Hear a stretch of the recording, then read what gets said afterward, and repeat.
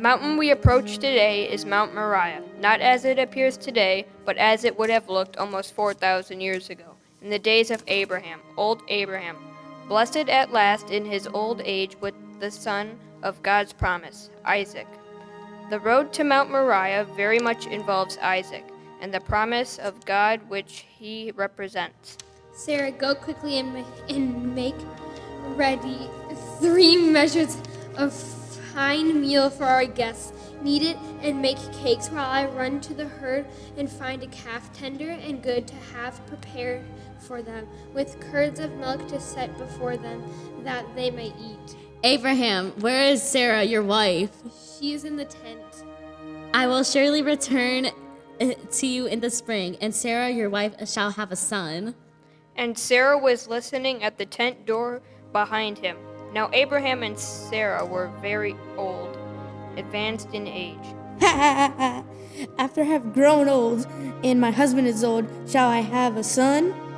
Why did Sarah laugh and say, shall I indeed bear a child now that I am old?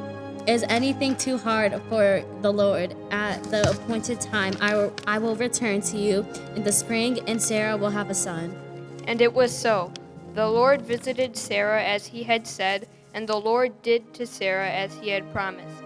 And Sarah conceived and bore Abraham a son in his old age, at the time of which God had spoken to him. Abraham called the name of the son who was born to him, who Sarah bore him, Isaac, a name that means laughter. God has made laughter for me. Everyone who hears will laugh over me. Who would have said to Abraham that Sarah would suckle children? Yet I have borne him a son in his old age.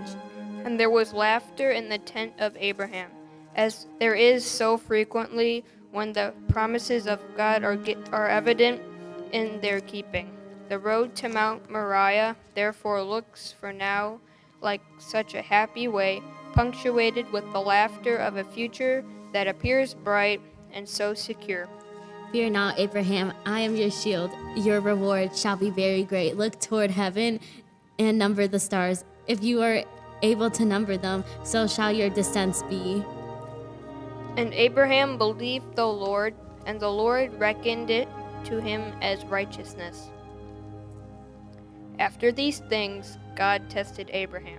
Abraham, here I am. take your son, your only son Isaac, whom you love, and go to the land of Moriah, and offer him there as a burnt offering upon one of the mountains of which I shall tell you. So Abraham rose early in the morning and took his son Isaac, and he cut the wood for the burnt offering, and arose and went to the place of which God had told him. On the 3rd day, Abraham lifted up his eyes and saw the place afar off. Mount Moriah. And Abraham took the wood of the burnt offering and laid it on his son, and he took in his hand the fire and the knife. So they went, both of them together. My father, Here I am, my son. behold the fire of the wood, but where is the lamb of the burnt offering? On the mount of the Lord it shall be provided. So they went, both of them together, to Mount Moriah, to a time of testing. And so we joined them there, old and helpless, possibly like Abraham, aware at last of our mortality, the sober fact that we are dust, and unto dust we shall return. The season of Lent calls us year by year, like Abraham and Isaac, to lay aside our laughter for a while and to come face to face with our mortality, to realize the debt we owe unto our God, the harsh demand which he has every right to claim from us, the stifling of laughter. Mount Moriah is a place from which we may look back, like Abraham, on our blessings undeserved, our laughter granted unexpectedly, and on our doubts and fears and disbelief, and where they might well lead. When we come to Mount Moriah, where God leads us for a time of testing, Abraham built an altar there, and laid the wood in order, and bound Isaac his son. and laid him on the altar upon the wood.